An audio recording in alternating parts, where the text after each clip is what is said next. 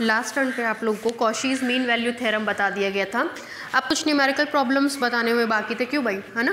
कुछ numerical problems बाकी थे, कहा गया था कि न्यूमेरिकल प्रॉब्लम्स बताया जाएगा। पहला प्रॉब्लम लिखिए state and proof Lagrange's mean value theorem. State and proof Lagrange's mean value theorem and show that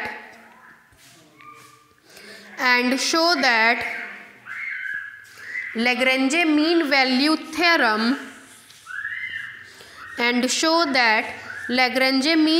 theorem is a particular case of Cauchy's mean value theorem.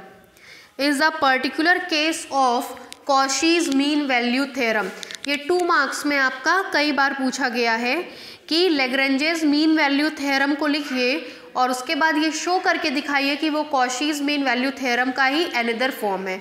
ठीक है, लिखिए, डालिए solution.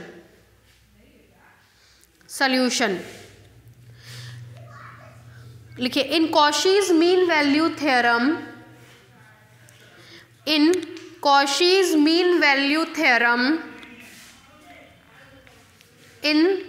Cauchy's mean value theorem, we have phi x is equal to fx plus agx. Phi x is equal to fx plus agx. Phi x is equal to fx plus agx. नीचे से लिखिए इन above put gx is equal to x. In above put gx is equal to x. Then we have phi x is equal to fx plus a into x. Phi x is equal to fx plus a into x. नीचे से लिखिए which is the form of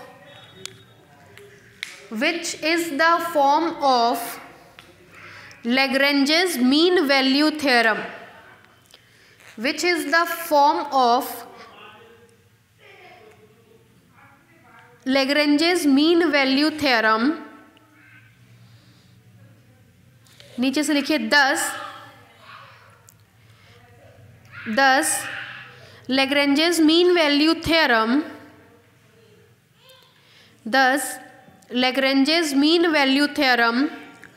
is a particular case of Cauchy's mean value theorem.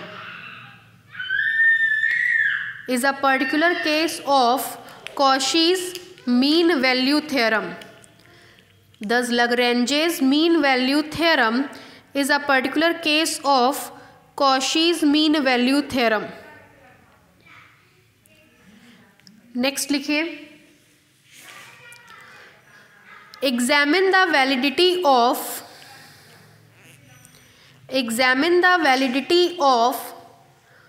Rolle's theorem. Examine the validity of Rolle's theorem for the function. Examine the validity of Rolle's theorem for the function. पहला fx is equal to mod x in closed interval -1, 1. दूसरा fx is equal to x plus 3 e पे power -x/2 in closed interval -3, 0. तीसरा fx is equal to x cube -6x square plus 11x -6. Fourth, fx is equal to x minus a to the power m, x minus b to the power n on closed interval AB where m comma n belongs to z plus, मतलब positive integer लिख लीजिए।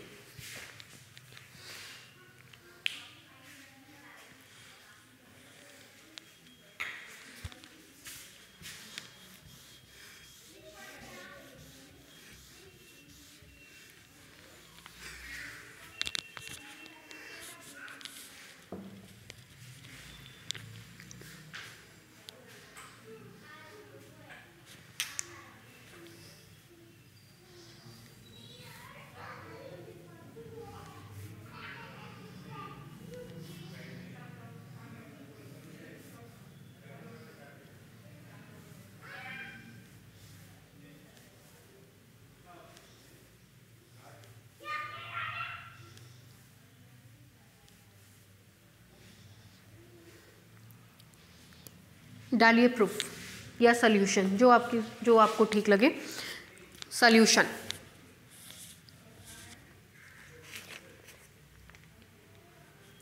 देखिए पहले वाले में आपसे कहा है कि रोल्स की कंडीशन को एग्जामिन करना है। जरा पेज पलट करके रोल्स की कंडीशन देखिए कि क्या क्या कंडीशन हुआ करती थी।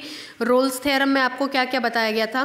पहला आपसे कहा गया था कि कोई भी फंक्शन है जो कि क्लोज इंटरवल ए बी में डिफाइन है, तो फर्स्ट पार्ट कहा गया था कि वो क्लोज इंटरवल ए बी में कंटिन्यूअस होगा। दूसरा पार्ट कहा गया था ओपन इंटरवल ए बी में डिफरेंशिएबल होगा। और थर्ड पार्ट कहा गया था अगर f A is equal to F b है तब जा करके एक पॉइंट सी ऐसा मिलेगा जिस पे फंक्शन का डेरिवेटिव ज़ीरो हो। मतलब रोल्स थ्योरम की पहली कंडीशन थी कि differentiable on open interval A B, differentiable on open interval A B. दूसरा continuous on closed interval A B. और तीसरा कहा गया था F A is equal to F B हो तब जा करके there exist a point C belongs to open interval A B. A और बी के बीच में एक पॉइंट ऐसा मिलेगा जिस पे फंक्शन का डेरिवेटिव ज़ीरो हो जाएगा। ये आपका पूरा का पूरा रोल्स थ्योरम था। तो पहले हम लोग क्वेश्चन में करेंगे क्या, देखेंगे कि ये तीन कंडीशन सेटिस्फाई कर रही है या नहीं। अगर ये तीन कंडीशन सेटिस्फाई कर रही है तब इस कंडीशन को हम लोग ढूंढने की कोशिश करेंगे, तब जाकर के रोल्स थ्योरम हमारा सेटिस्फाई होगा।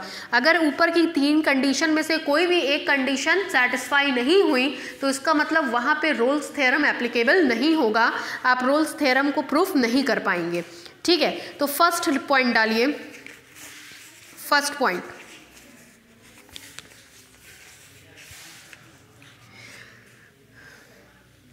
लिखिए let f x is equal to mod x for every x belongs to close interval -1, let f x belongs to mod x for every x belongs to close interval -1, ठीक है। देखिए आपको पता है कि ये जो फंक्शन होता है मॉड एक्स, ये फंक्शन हमारा डिफरेंशिएबल होता है, लेकिन जब आप कंटिन्यूटी की बात करते हैं तो ये फंक्शन हमारा कंटिन्यूअस, ये फंक्शन अगर आप इसकी कॉन्टिन्यूटी की बात करते हैं तो ये फंक्शन हमारा कंटिन्यूअस होता है। क्यों कंटिन्यूअस होता है? अगर मॉड एक्स का आप ग्राफ देखो तो मॉड एक्स का ग्राफ इस तरीके से होता है। ये फंक्शन में ना कहीं ब्रेक है ना कहीं जंप है, ये एक रेगुलर फंक्शन है। इस कारण से इस फंक्शन को हम लोग कहेंगे कि ये फंक्शन कंटिन्यूअस है। लेकिन जब आप इसकी डिफरेंशिएबिलिटी की बात करते हैं तो इसकी right hand differentiability left hand differentiability के बराबर नहीं आती है। एक बार इसकी डिफरेंशिएबिलिटी आपको मिलेगी +1 और एक बार डिफरेंशिएबिलिटी मिलती है -1। Right hand differentiability +1, left hand differentiability -1, चूंकि डिफरेंशिएबिलिटी बराबर नहीं होती है जिस कारण से ये फंक्शन हमारा डिफरेंशिएबल नहीं होता है, कंटिन्यूअस होता है, डिफरेंशिएबल नहीं होता है। साथ ही साथ f A is equal to F b की अगर आप कंडीशन लेकर के चलते हैं तो यहाँ पे ए और बी हमारा -1 और 1 है। f -1 की वैल्यू लेंगे तो मिलेगा f -1 is equal to mod में -1 which is equal to 1 and f b की वैल्यू लेंगे मतलब +1 इज इक्वल टू मॉड में +1 is equal to 1। This implies that f -1 is equal to 1। मतलब रोल्स थ्योरम की फर्स्ट कंडीशन कि ये differentiable होगा, सेटिस्फाई नहीं करी, कंटिन्यूअस होगा, सेटिस्फाई कर गई, f A is equal to F b, ये भी सेटिस्फाई कर गई, लेकिन तीनों कंडीशन होल्ड ना होने के कारण यहाँ पे रोल्स थ्योरम को आप एप्लीकेबल नहीं कर सकते हैं। ठीक है, लिखिए let f x is equal to mod x for every x belongs to closed interval -1, 1. लेट fx is equal to mod x for every x belongs to closed interval -1, 1. नीचे से लिखिए since the given function is continuous on closed interval -1, 1. Since the given function is continuous on closed interval -1, 1.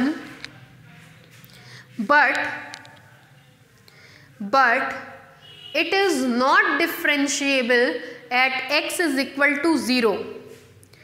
But it is not differentiable at x is equal to 0 which belongs, obvious है कि 0 इसके बीच में लाई करता है और इसी interval में पाया जाएगा। अगर कोई फंक्शन किसी क्लोज इंटरवल पे डिफरेंशिएबल है, इसका मतलब वो उस क्लोज इंटरवल के सारे पॉइंट्स पे डिफरेंशिएबल होगा टुगेदर विद द बाउंड्रीज। लेकिन अगर इस इंटरवल के किसी भी एक पॉइंट पर फंक्शन डिफरेंशिएबल नहीं होता है तो उस केस में हम कहते हैं कि हमारा फंक्शन डिफरेंशिएबल नहीं है। इस इंटरवल में एक पॉइंट पाया जाएगा x is equal to 0, x is equal to 0 पे फंक्शन डिफरेंशिएबल नहीं होगा। अगर किसी भी एक पॉइंट पे डिफरेंशिएबल नहीं है, इसका मतलब वो फंक्शन इस दिए गए क्लोज इंटरवल पे डिफरेंशिएबल नहीं कहलाएगा। लिखिए but the function is not differentiable at x is equal to 0 which belongs to close interval -1, 1. which belongs to closed interval -1, 1. नीचे से लिखिए thus the second condition of Rolle's theorem, thus the second condition of Rolle's theorem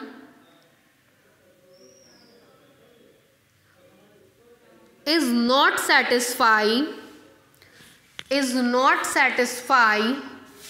such that, thus the second condition of Rolle's theorem is not satisfy such that, ये 3 line उतारिए, such that ये 3 line उतार लीजिए।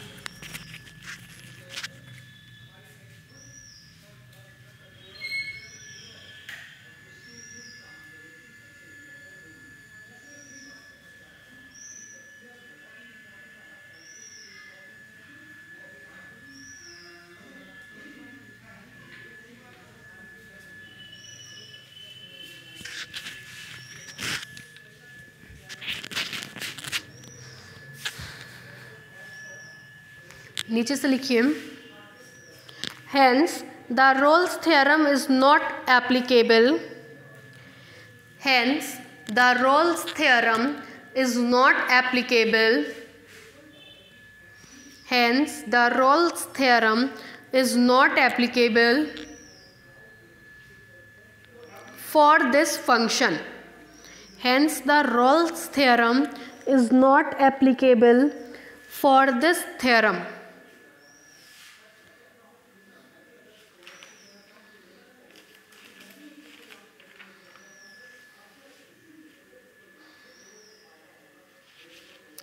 Next दूसरा point लिखिए late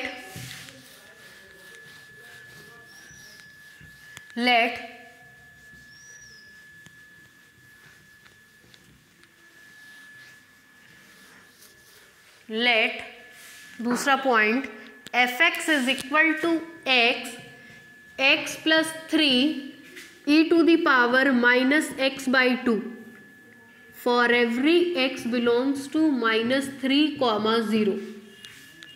Let fx is equal to x plus 3 e to the power -x/2 for every x belongs to -3, 0.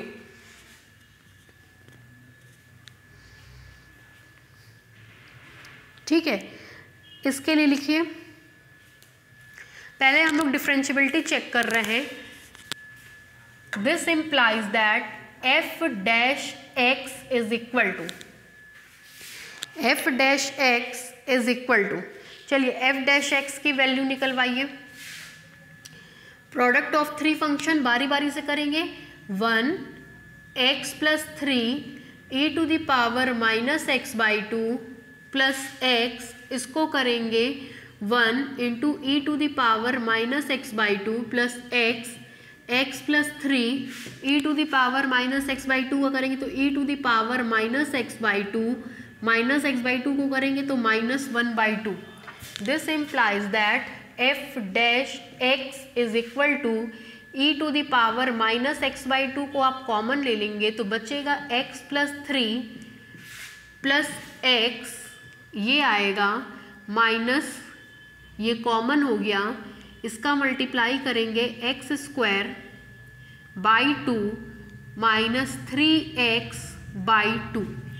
This implies that F dash x is equal to E to the power minus x by 2, LCM ले लीजिए तो 2x plus 6 plus 2x minus x square minus 3x 1 by 2। This implies that F dash x is equal to E to the power minus x by 2 upon 2, 4, ये देखिए 2 2 ज़ा 4, 4 minus 1 that is x minus x square plus 6।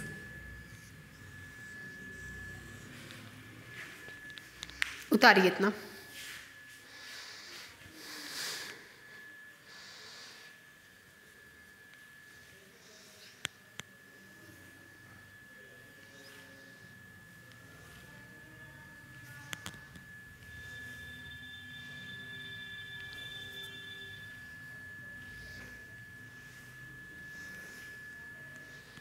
कितना उतारिए।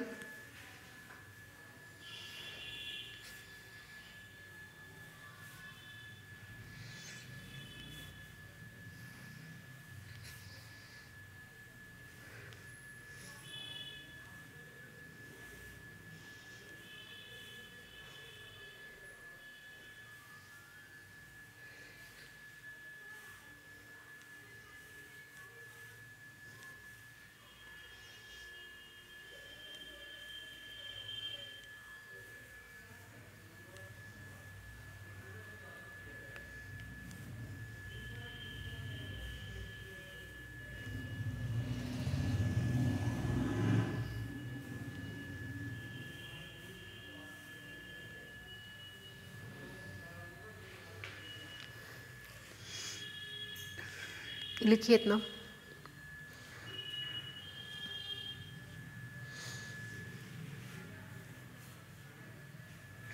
अब देखिए -3 से 0 के बीच में, -3 से 0 के बीच में जितनी भी वैल्यूज़ होती हैं, अगर उसमें से कोई भी वैल्यू हम यहाँ पे पुट करें तो हमको एक डेफिनेट वैल्यू मिलेगी। ठीक है, इनडेफिनेट कब मिलेगी? जब या तो अनडिफाइंड वैल्यू आने लगे या इनफाइनाइट या माइनस इनफाइनाइट वैल्यू आने लगे। लेकिन इसमें से कोई भी वैल्यू आप यहाँ पुट करके देखिए, ये हमेशा और हमेशा आपको एक डेफिनेट वैल्यू देगा।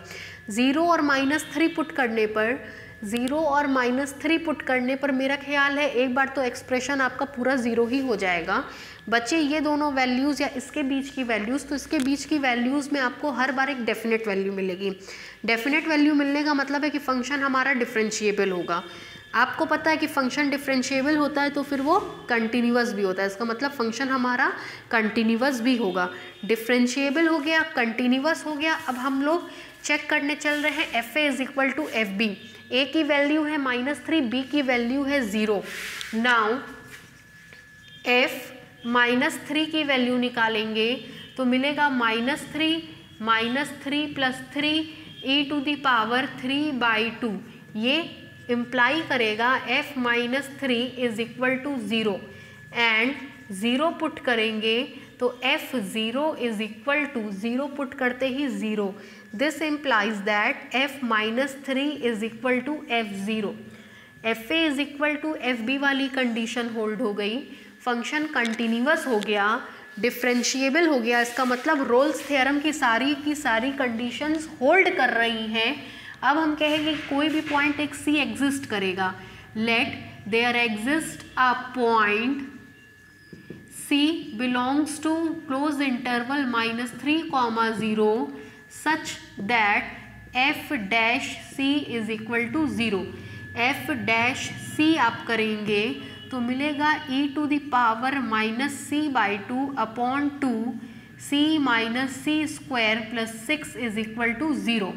This implies that दो संख्याओं का प्रोडक्ट 0 के बराबर, either this one is equal to 0 और this one is equal to 0।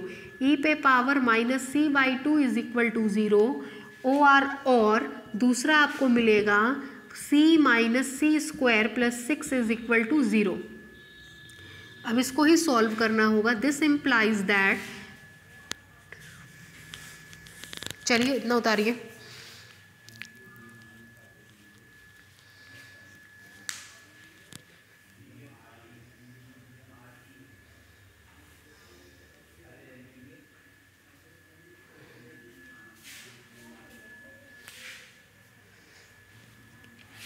Chair पे ही बैठ जाइए, अभी 10 मिनट क्लास ओवर हो जाए।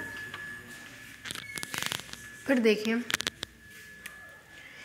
ये आपको देगा c is equal to minus infinite, तो c is equal to minus infinite इस इंटरवल में बिलोंग नहीं करता है, इसका मतलब c is equal to minus infinite exist नहीं करेगा। This implies that c is equal to infinite which does not exist in closed interval -3, 0। फिर मिलेगा अगेन दूसरे वाले को आप 0 करोगे तो आएगा c square minus c minus 6 is equal to 0। This implies that c square minus 3c plus 2c minus 6 is equal to 0। This implies that c minus 3 c plus 2 is equal to 0। मिटा देता, c minus 3 c plus 2 is equal to 0। This implies that c is equal to 3, c is equal to -2। c is equal to 3 भी इस interval में belong नहीं करेगा, since c is equal to 3 does not lies in -3, 0। तो केवल और केवल लाई कौन कर रहा है? This implies that c is equal to -2 belongs to -3, 0। और यही वो पॉइंट है जो रोल्स थ्योरम के थ्रू हमने इवेल्युएट किया है, और यहाँ पे रोल्स थ्योरम क्या होगा, सेटिस्फाई कर जाएगा। उतारिए इतना।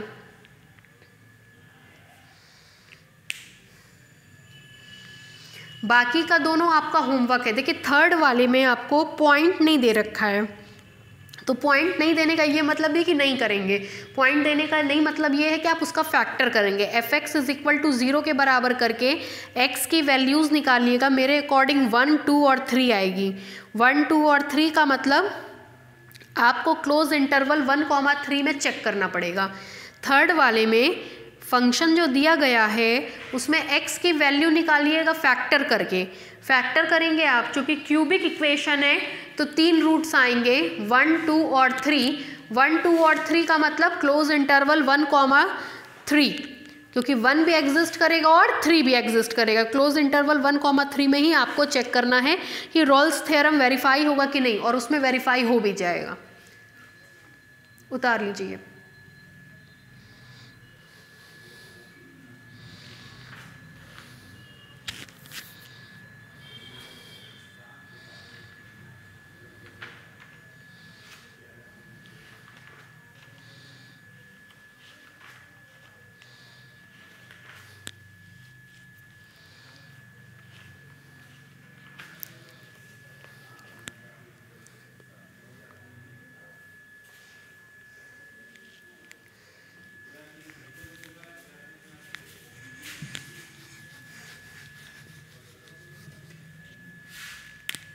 Hence Rolle's theorem is satisfied. उतार लीजिए।